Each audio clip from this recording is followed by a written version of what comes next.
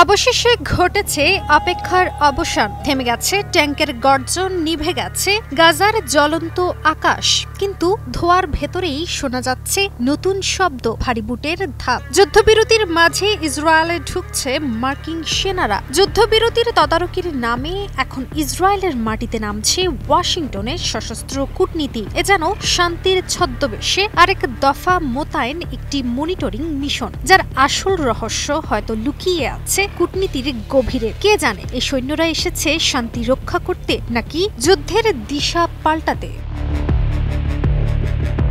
ABC নিউজের তথ্য অনুযায়ী যুক্তরাষ্ট্র ও মধ্যপ্রাচ্যের বিভিন্ন ঘাঁটি থেকে প্রায় ২০০ সদস্যের একটি মার্কিন সেনাদল ইতিমধ্যে ইসরায়েলে পৌঁছাতে শুরু করেছে। তাদের নেতৃত্ব দিচ্ছেন মার্কিন সেন্টকম প্রধান অ্যাডমিরাল ব্র্যাড কুপার, যিনি ৯ সেপ্টেম্বর তেল আবিবে অবতরণ করেছেন। উদ্দেশ্য হল গাজায় যুদ্ধবিরতি কার্যকর করার জন্য এক যৌথ নিয়ন্ত্রণ কেন্দ্র স্থাপন। এই কেন্দ্র থেকে সমন্বয় করা হবে ইসরায়েলি সেনাবাহিনী, আঞ্চলিক নিরাপত্তা বাহিনী এবং অন্যান্য অংশীদার দেশের সঙ্গে যোগাযোগ। তবে মার্কিন কর্মকর্তারা দৃঢ়ভাবে জানিয়েছেন কোনো মার্কিন সেনা গাজা উপত্যকায় প্রবেশ করবে না। কিন্তু প্রশ্ন থেকে যায়, যদি প্রবেশ না করে তবে এত বড় অপারেশনাল টিম, এত সামরিক গোয়েন্দা, এত সমন্বয় কেন্দ্রের আসল উদ্দেশ্যটা ঠিক কি?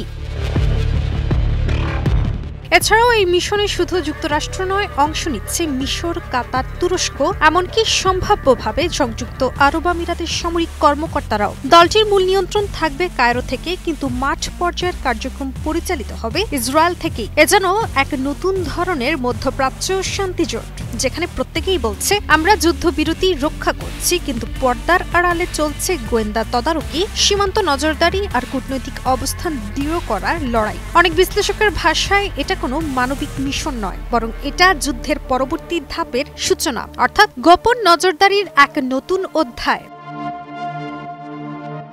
কি বুঝলেন ভাই? অনলি যেটাই চাই।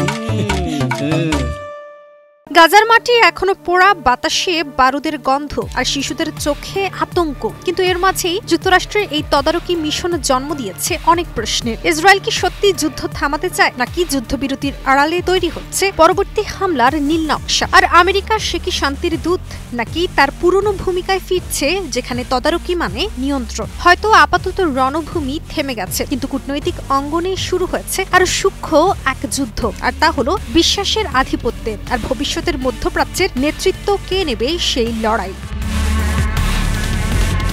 যুদ্ধ শেষ হয়েছে, কিন্তু শান্তি এখনো অনিশ্চিত। আর ইসরায়েলের মাটিতে মার্কিন সেনাদের উপস্থিতি হয়তো প্রমাণ করছে মধ্যপ্রাচ্যে যুদ্ধের শেষ নেই, কেবল রূপ বদলায়, উদ্দেশ্য নয়।